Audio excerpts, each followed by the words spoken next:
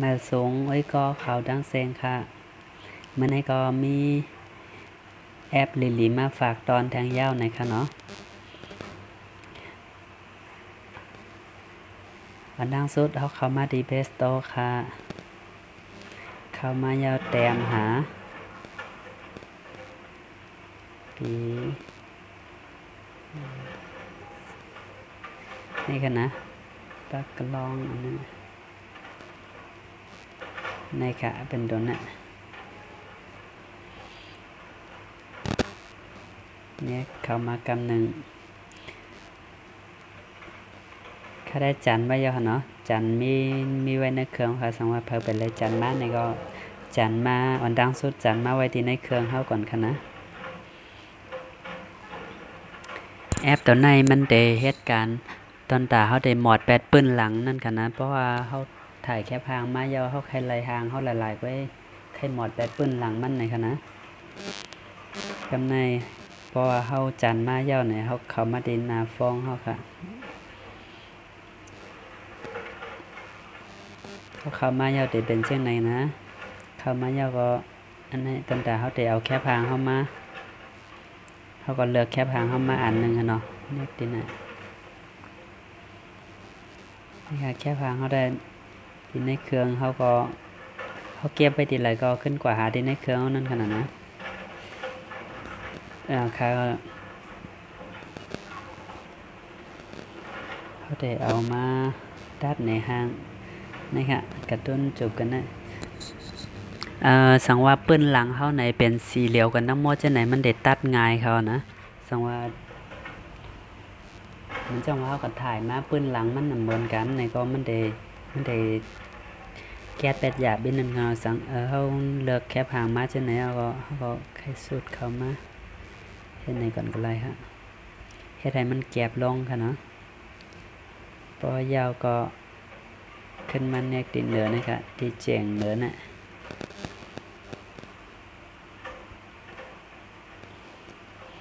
นายขามาจะไหนเครื่องมือมันก็แต่ไม่ใช่หนังตีตาในค่ะเนาะนะคะตั้งเสียงดังหมดเครื่องมือแต่ได้ใจการนั่นน่ะดังสุดเท่าคาเดมาเขาได้หางในขณะเหมือนก้อนบอดนะคะตัวดังสุดเดี๋ยวมาจามด้วยในปอนเนกมายาวติเป็นจังไหนน่ะเขาก็ลากให้หมอดกว่าไรค่ะเขาใครเฮ็ดเล็กๆไรเฮ็ดใหญ่ๆไรครับมิที่เขารอนะนี่นะพอเฮ็ดใหญ่ๆนี่ก็พอ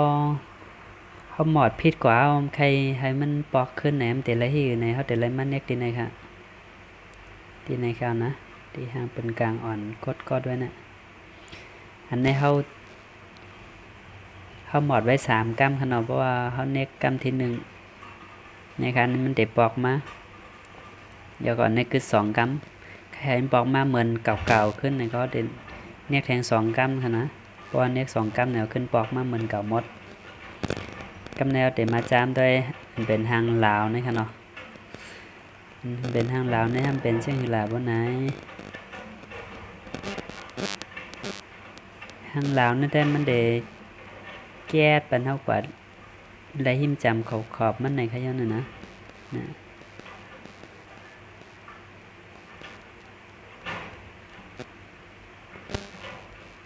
ก็เข้มอยู่นะ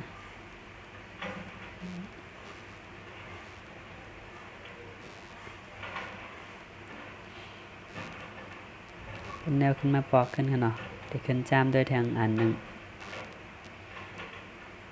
ก็เนี่ยมันเป็นหางลาวลงนี่ค่ะนะอันเมื่อกี้มันเป็นหางลาวเห็นแล้วมีตรงว่องหอบไว้ค่ะก็เนี่ยมาจามด้วยลาวอันนั้นลาวอันนั้นในมันแต่เป็นออโต้ค่ะนะเพราะว่าเขาเอาหมานเขาในกดทวงใส่ที่ไรในมันก็เดหายกว่าที่นั่นค่ะคาเดใส่ไว้ดีสีอันนี่ค่ะเนี่ยมันเดหายกว่าจ้ะนะจังว่า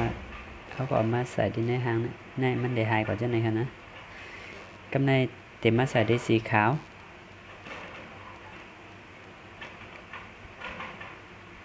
นี่ครับมันจะหายกว่าทั้งหมดจนตาน่าจะเป็นง่ายได้ครับนะสังว่าปืนหลังเฮามันสีเปลี่ยนสีเหลียวกันได้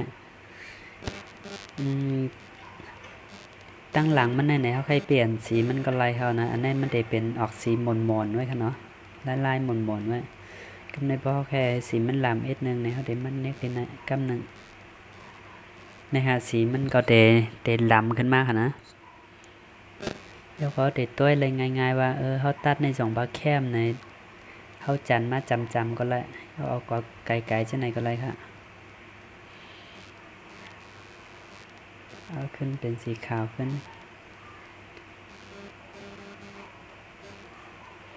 เพราะว่าเขาตัดยาวๆในเขาใครซิมไว้ในอำแต่ไรเฮ็ดเจียงหือว่าไหนจึงที่เจ๋งดังเหนือในค่ะนะเจ๋งนั้นน่ะกำหนึ่งเดี๋ยวก็ค่อยมันแคมก็คือในก็จะมีปันเลือกแทงกันนะใน1 2 3 4 5น่ะที่เอาไว้ม็อก2แล้วก็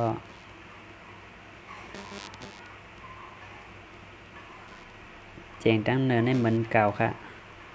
แซ่บนะยันไหนก็มันเก็บเขากว่าดีเนอร์อันเฮาไว้แคบหางยาวค่ะนะกำในเขาได้ขึ้นออกกว่าในก็เนียกที่เจ๋งดังเหนือแทงกำหนึ่งที่มีโฆษณาอีกหนึ่งค่ะนะกว่าเขากว่าตัวขึ้นห่างอันเขาตัดไว้มือไกลนั่นนะนายคาไลมาเย้าห่างอันเขาตัดไว้มือไกลก็ในเขาเอากว่าใส่ดีไลก็แล้วขนาดนะใครแต่งห่างกับเฮ็ดห่างเอากว่าใส่ดีไลก็แล้วค่ะกันนะเอาคาเหมือนในก็มีขนายก็ค่ะตอนตาก้นก็อัน